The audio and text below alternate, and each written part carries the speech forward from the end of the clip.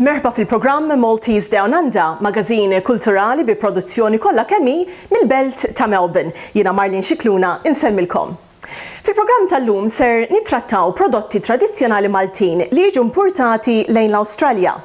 Ser niltaqgħu mal-familja Portelli li ser jaqsmu magħna l-esperjenza tagħhom dwar mixja magħrufa bħala Camino de Santiago de Compostela. Fl-aħħar nett nitkellmu mal-attur Malti Rhys Vella dwar produzzjoni teatrali fil-belt ta' Melbourne.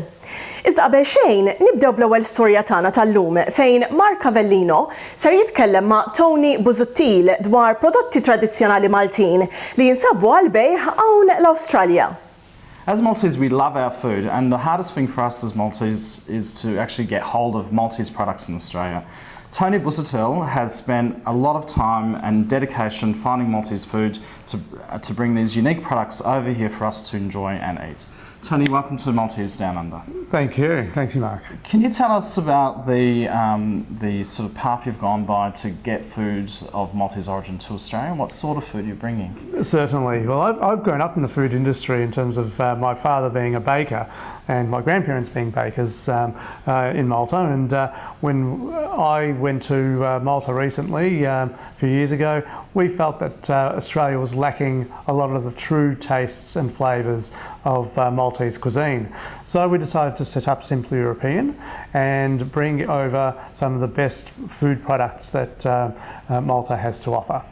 From the products that you've decided to bring over, where did you start? You know, like, how did you go about finding the products to bring over and deciding what to bring? Well, we sort of let our tastes do the walking, so to speak. We enjoyed a lot of food such as capers, halva, olive oils, vinegars.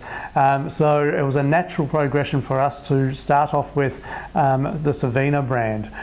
We approached them and we found a very good reaction, and that the company is run by very much a foodie, and we got along incredibly well, and they quickly realised that we wanted to bring over food for all the right reasons to Australia, to demonstrate and educate people in Australia about Maltese food, the products and the cuisine, and how it relates to the culture. So hence Savina was the first product we brought over to Australia. One of the other products that I was very excited to come across probably about a year or two ago was the conserva. Yes. And to be able to actually get that over here in its authentic style was amazing, and you're the person behind bringing it here. Yeah, well, Three Hills Conserva is taking up about 85% of the tomato paste market in Malta.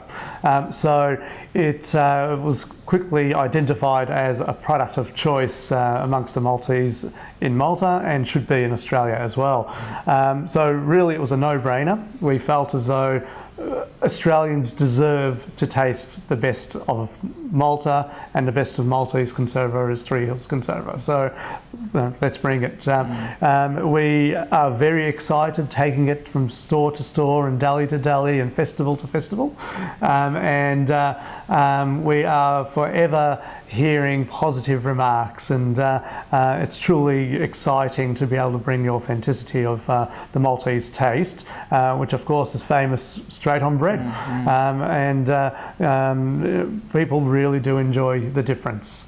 Well, you mentioned just then that you're doing some festivals. So what types of festivals are these food festivals? You know? Yeah, we've been involved in a few different festivals. Food Journey Festival was the initial one that we took part in, but we complemented that with Better Homes and Gardens, Fine Food Australia. So there's a number of festivals that we take part in, as well as other products that we have are from other European zones, such as French. So we've taken part in the French Festival, but also had Maltese products there, and that was thoroughly enjoyed by the connoisseurs of the food industry that are French related.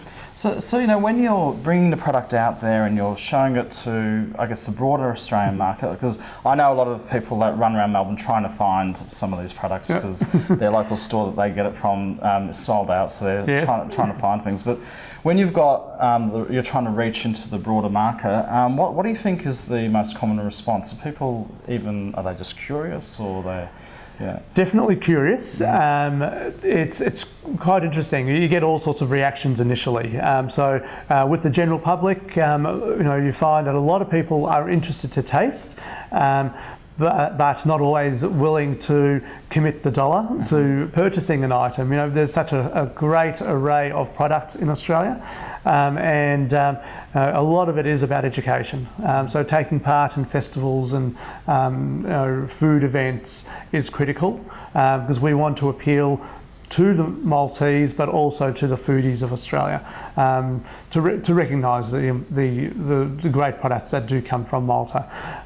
So a lot of it's education, also about educating about the culture, and how food is such a large part of the culture with Maltese, and it brings about the whole family spirit, and it's reflected in the types of food and the dishes that are produced and made at the family home. The other exciting aspect of what you're doing is you're importing Maltese glassware, and I know that the MDU glass is something that's treasured on the island, and it's to hear that somebody's actually bringing it to Australia is such an incredible thing. What was the reason of expanding outside of food into that aspect of what could be shown to the world here? Certainly. Well, Simply European was set up realistically to be able to bring over the cultures of Europe, and we being of Maltese background, I wanted to focus on Maltese products and how Maltese live and what they appreciate.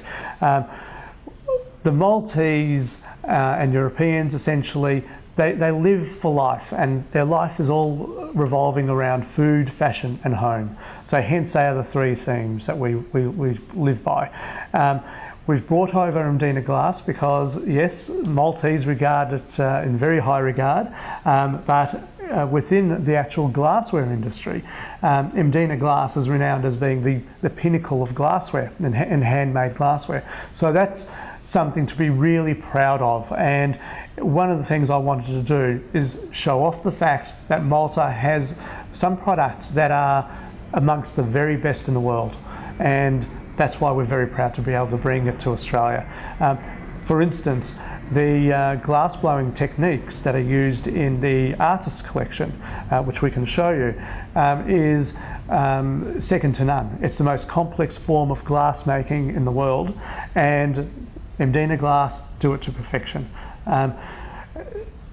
This particular series, the artist collection, we are really proud to have been the only company in the world that has it outside of Malta. So it allows us to show off the talents of the Maltese. Tony, thank you very much for your time today. It's been wonderful to sort of just smell the food over here, and I look forward to kind of eating some more of it.